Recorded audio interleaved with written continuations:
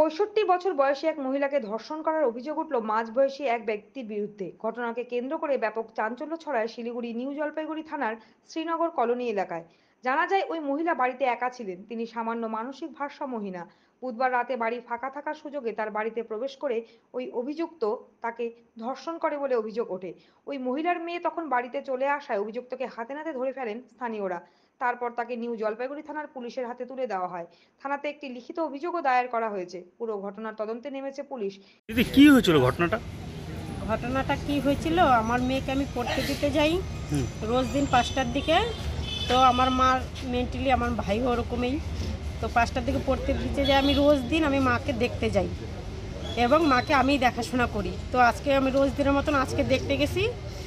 তো দেখতে গিয়ে এদিকে দিকে তাকাইলাম, দেখি কেউ নাই। তারপরে পরে ফটকার নিচের দিকে তাকাচ্ছি, এখন দেখি একজোড়া জুতা, নতুন কালো একজোড়া জুতা। তো দেখি ঘরের দিকে তাকাই, দেখি ঘরটা বন্ধ, দুইটা ঘরেই বন্ধ। তো মা ভিতর থেকে বলতেছে ছাড়ো ছাড়ো, আমাকে আমাকে ছাড়ো। তখন আমি মা করে চিল্লাইছি, এই কেড়ে ঘরে কেড়ে বইলে আমি 2 লাথি মেরে ঘরের দরজা ভাঙছি। ভাঙ্গার অবস্থায় দেখি আমি ঘরের ভিতরে ঢুকে দেখি ওই লোকটা, ওই যে কি নাম আকবর নামে ওই ব্যক্তি, দেখি পুরো উলঙ্গ অবস্থায় মা ওরকম করে চিল্লাচ্ছে। তো বেরোয় গেছে। আমি চাই তুই ঢুকছিস কেন, আমাকে মারতে উঠছে। আমি ভয়তে বেরোই, আমি পাশে দোকান ছিল কাকুর, আমি বলছি কাকু ধরো ধরো ধরো বলে তখন পাড়ার লোক জড়ো হয়ে তখন আসছে সবাই। তো আপনারা থানায় এফআইআর করেছেন? হ্যাঁ, পুলিশ ফোন করেছে। অভিযোগ মানে কি? এটা রেপ কেসের। বয়স কেমন হবে? আমার মার বয়স এই 65। আর যে করেছে তার বয়সটা স্যার বলতে পারবো না। আমরা বলতে পারবো না। এটা কখন হয়েছিল ওই ঘটনা? এটা হয়েছে 5টা। বাড়িতে কে কে ছিল তখন? বাড়িতে কেউ ছিল না, মা একাই ছিল। কি হয়েছে তোমার? আমা বলো বলো বলো কি হয়েছে? একটা লোক এসে তোমাকে খারাপ কাজ করছে না? বলো। কিছু কথা কইতে পারি না। বললাম একটা লোক আসছিল, আইসা কি করছে তোমার সাথে? ওই যে ওরা না লোকটা এসে কি করছে তোমার সাথে? হ্যাঁ, তুমি বলতে পারো না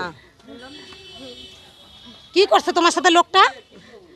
করছে না? হ্যাঁ, ওই যে করতেছে, অনেক করছে। দেখছেন এরকম ভাবেই বলতেছে। কি বলবো, মার তো মাথা ঠিক নাই না।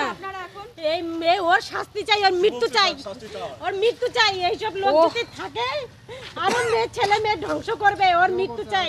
আর এই লোকগুলা ওইসব মহিলাকে টার্গেট করে যারা কথা বলতে পারে না, যারা ভারসাম্যহীন, যারা কমপ্লেন করতে না, সেই সব টার্গেট করে এই লোকগুলা।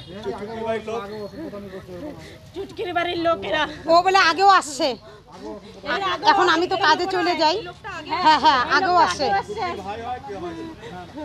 না না, ওর ভাই হয় না, ওর ভাই হয় না। হ্যাঁ, আকবর নাম শুনছি। যেটা আকবর নাকি?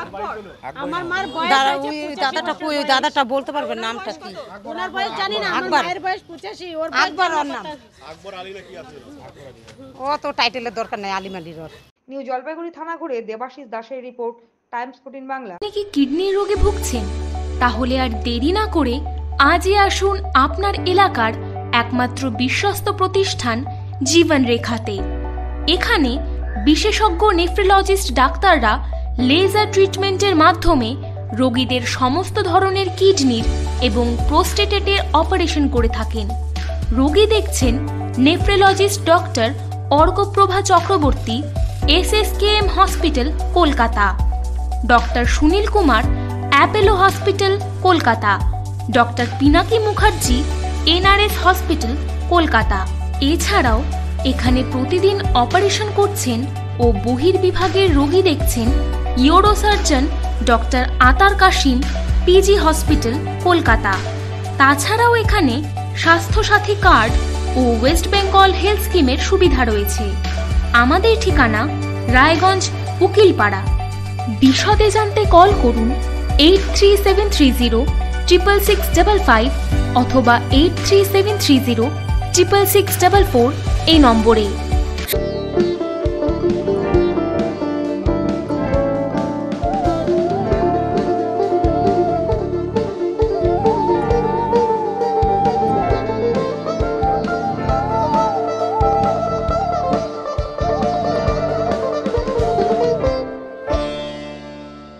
আপনি কি চাকরি পরীক্ষার্থী, চাকরি পরীক্ষার বই খুঁজছেন?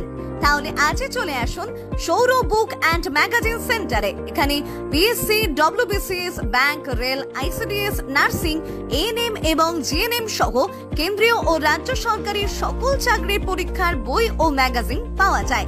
আমাদের ঠিকানা খড়িমোড়, মোহনবাটি, রায়গঞ্জ।